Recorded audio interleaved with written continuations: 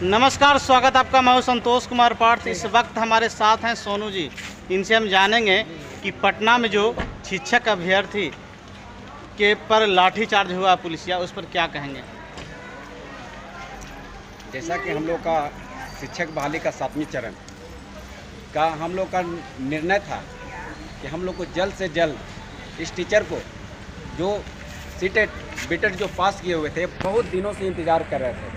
कई वर्षों से संघर्ष कर, कई वर्षों से लड़कर इस मुकाम पर विद्यार्थी लोग पहुंचते हैं और उनकी ख्वाहिश रहती है हम लोगों को सरकारी नौकरी मिले।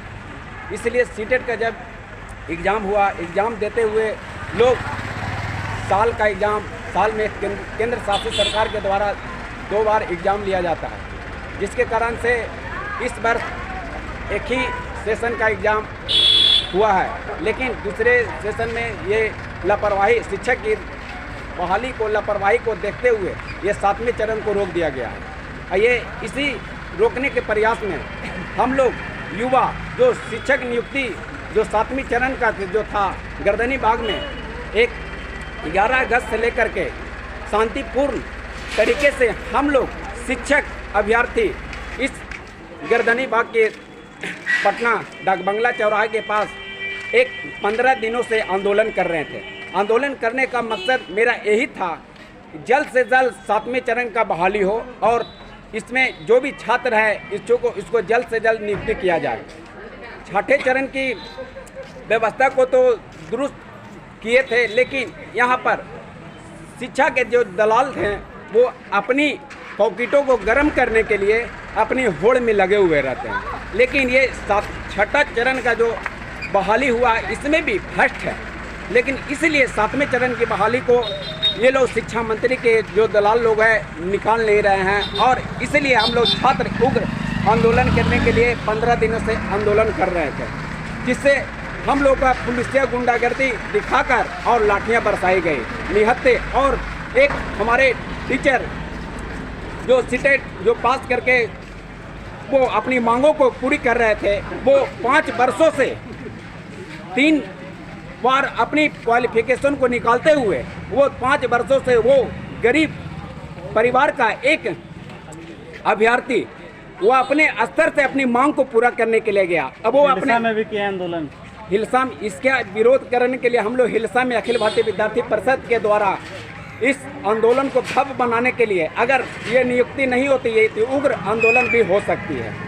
इसी कारण से हम लोग का जो छात्र तिरंगा लेकर भी उस पर लाठियां जब बरसाई गई, निर्दयता दिखाई गई प्रशासनिक पुलिस ये गुंडागर्दियों के द्वारा, ये हम लोग बर्दाश्त नहीं करेंगे। विद्यार्थी परिषद कभी बर्दाश्त नहीं करता है। मुख्यमंत्री का पुतला दहन किया है, इसलिए हम लोग आज अखिल भारतीय विद्यार्थी परिषद मुख्यमंत्री का पुतला दहन कर उसका शोक जताया है। वैसे विद्यार्थियों को न्याय मिले और 7वें चरण का जल्द से जल्द बहाली का घोषणा किया जाए, यही मेरी गुजारिश है। धन्यवाद। हिलसा के भी कई ऐसे छात्र हैं जो कि शिक्षक अभ्यर्थी हैं, इस पर क्या राय है। हिलसा के उन्हें भी चोट लगी है। हिलसा एक अंदर इस तरह के पटना गर्दनी मार्ग में पूरे बिहार के छात्र लोग उग्र हुए थे। 5000 कार्यकर्ता और 2500 टीचर और 3000 स्टूडेंट सब लोग मिलकर गर्दनी बाग में शांतिपूर्ण के लिए अपना योगदान मांगने के लिए प्रारूप हम लोग गए थे। और हिलसा से भी बहुत सारे टीचर हैं जो निकाले हुए हैं अपने उस शैक्षणिक व्यवस्था को दूर करने के लिए हम लोग गए थे, लेकिन हम लोग का निहत्थे लाठी नीतीश कुमार के जरिए से बरसाया गया। ये हम लोग बर्दाश्त नहीं करेंगे, विद्यार्थी परिषद कभी बर्दाश्त नहीं करेगा। इसलिए हिलसा के जितने भी छात्र हैं जो सीटेट और बीटेट का एग्ज़ाम पास कर चुके हैं, उनसे हम आग्रह करते हैं कि जैसा जैसा ये पुलिसिया गुंडागर्दी जो चलती है, हम लोग उग्र आंदोलन करने के लिए विद्यार्थी परिषद पूरा बिहार प्रदेश जाग गया है और इसका निर्णय हम जल्द से जल्द लेकर आएंगे।